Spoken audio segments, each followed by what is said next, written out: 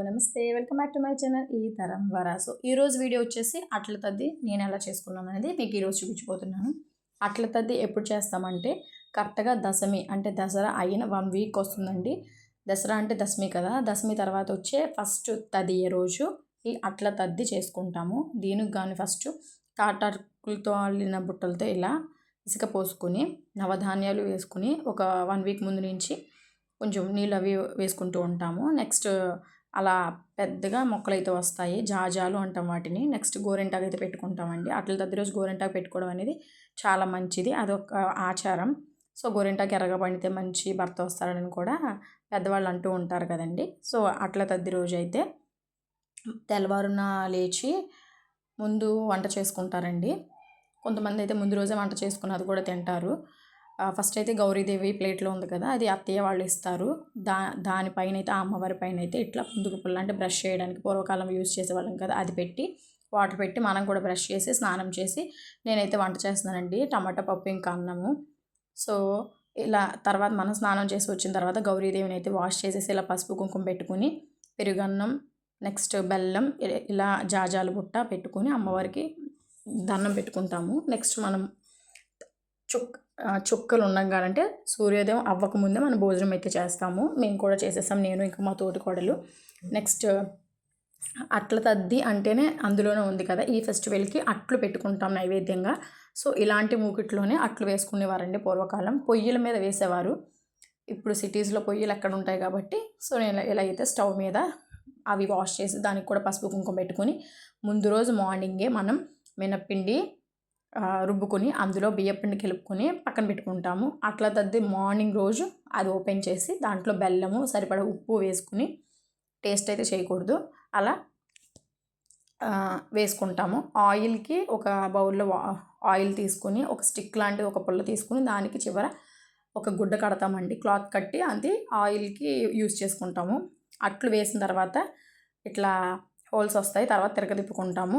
ప్లేట్లో చూపించిన విధంగా అట్లయితే వెయ్యాలి. ఎన్నట్లు వేయాలంటే గౌరీదేవికి 11, మనకి 11, పూజ చేసేవారికి 11, ఒక వాయం అట్లు అంటారనమాట.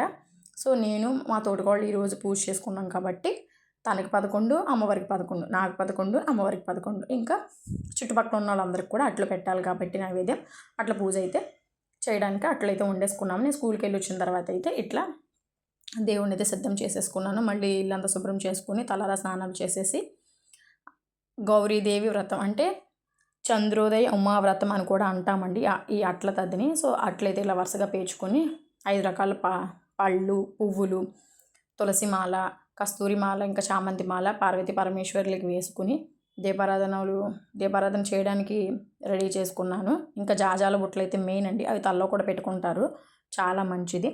సో అట్లు మీద చీపురు పుల్లలు ఉంటాయి కదండి, అవి కొత్త చీపురు పుల్లలు తీసుకుని దానికి దూది పెట్టి అది నువ్వుల నూనెలో డిప్ చేసి దానికైతే దీపారాధన చేస్తారండి ఈ అట్ల తద్ది రోజు. చాలా మంచిది. నేను ఇంకా మా తోటికోడలు ఇట్లా చేసేసుకున్నాము. నెక్స్ట్ నదికి కూడా వెళ్తారు, ఆ రోజు ఉయ్యాలు కూడా ఊగుతారండి. సో నదికి వెళ్ళడానికి మేము ఎప్పుడైతే పెన్నా నదికి వెళ్తాము, నేను ఇంకా మా వారు. సో ఈ ఇయర్ వచ్చేసి తుఫాన్ అండి నెల్లూరులో, సో వీలు పడలేదు.